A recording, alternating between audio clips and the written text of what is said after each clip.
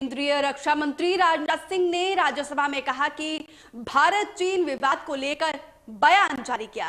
राजनाथ सिंह ने ऐलान किया कि भारत चीन के बीच पैंगोंग त्सो लेक के पास विवाद पर समझौता हो गया है और दोनों ही देश के सेनाएं अपनी सैनिकों को लेकर पीछे हटेगी। रक्षा मंत्री राजनाथ सिंह ने कहा कि हम अपनी 1 इंच जगह भी किसी को नहीं देने देंगे।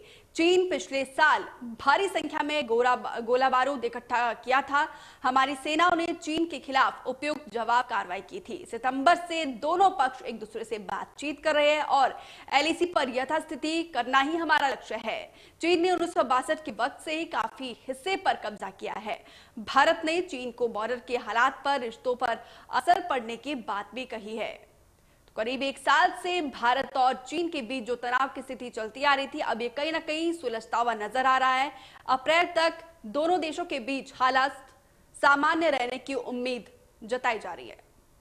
हर चुनौती से लड़ने के लिए तत्पर हैं और अनवरत कर रहे हैं। सभापति महोदय, पिछले वर्ष से मिलिट्री एंड डिप्लोमेटिक लेवल पर चीन के साथ हमारा संबंध बना रहा है। इस बातचीत में हमने चीन को यह बताया है कि 3 सिद्धांतों के आधार पर हम इस समस्या का समाधान चाहते हैं। फर्स्ट, दोनों पक्षों द्वारा एलएसी को माना जाए और उसका आदर किया जाए। दूसरा, किसी भी पक्ष द्वारा यूनिलेटरली स्टेटस को बदलने का प्रयास न किया जाए। तीसरा, सभी समझौतों का दोनों पक्षों द्वारा पूर्ण रूप से पालन किया जाए। सभापति महोदय, फ्रिक्शन क्षेत्रों में डिसएंगेजमेंट के लिए भारत का यह मत है कि 2020 की फॉरवर्ड डिप्लॉयमेंट जो एक दूसरे के बहुत नजदीक हैं, वे दूर हो जाएं और दोनों सेनाएं वापस अपनी अपनी स्थायी या मान्य चौकियों पर वापस लौट जाएं।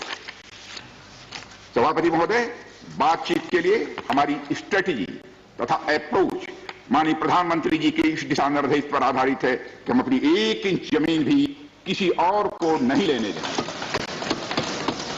हमारे दृढ़ संकल्प का ही यह फल है कि हम समझौते की स्थिति पर पहुंच गए हैं। इन दिशा निर्देशों के दृष्टिगत सितंबर 2020 से लगातार मिलिट्री एंड डिप्लोमेटिक लेवल पर दोनों पक्षों में कई बार बातचीत हुई है कि इस डिसएंगेजमेंट का म्यूचुअली एक्सेप्टेबल तरीका निकाला जाए। अभी तक सीनियर कमांडर्स के स्तर पर 9 राउंड्स की बातचीत हो चुकी है।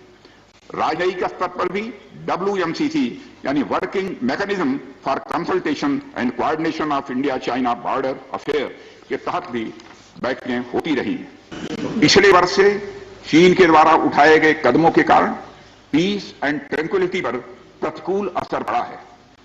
इसके फलस्वरूप चीन और भारत के संबंधों पर भी प्रभाव पड़ा है। उच्च स्तर पर चीन के साथ कई बार बातचीत के दौरान, जिसमें मेरे द्वारा चीनी रक्षा मंत्री के साथ पिछले सितंबर की बैठक और मेरे सहयोगी विदेश मंत्री श्री जयशंकर जी की चीनी विदेश मंत्री के साथ तथा हमारे एनएसए श्री अजीत जी डोभाल की अपने चीनी काउंटर पार्ट के साथ बातचीत शामिल। सभापति महोदय, यह भी तय हुआ है कि दोनों पक्ष नॉर्थ बैंक पर अपनी सेना की गतिविधियां, जिसमें परंपरागत स्थानों की पेट्रोलिंग भी सम्मिलित है, को अस्थायी रूप से स्थगित रखेंगे। पेट्रोलिंग तभी शुरू की जाएगी जब सेना एवं राजनयिक स्तर पर यानी डिप्लोमेटिक लेवल पर आगे बातचीत करके समझौता बनेगा। इस समझौते पर कार्रवाई कल से नॉर्थ एंड साउथ बैंक पर प्रारंभ हो गई है। यह उम्मीद है इसके द्वारा पिछले साल के गतिरोध से पहले जैसी स्थिति बहाल हो जाएगी। सभापति महोदय, मैं इस सदन को आश्वस्त करना चाहता हूं कि इस बातचीत में हमने कुछ भी खोया नहीं है। सभापति महोदय, मैं इस सदन को आश्वस्त करना चाहता हूं कि इस बातचीत में हमने कुछ भी खोया नहीं है। सभापति महोदय, सदन को यह भी जानकारी देना चाहता हूं अभी भी एलएसी पर डिप्लॉयमेंट तथा पेट्रोलिंग के बारे में कुछ आउटस्टैंडिंग इश्यूज बचे हुए हैं। इन पर हमारा ध्यान आगे की बातचीत में रहेगा। दोनों पक्ष इस बात पर सहमत हैं कि बाइलेटरल एग्रीमेंट्स तथा प्रोटोकॉल के तहत पूर्ण डिसएंगेजमेंट जल्द से जल्द कर लिया जाए।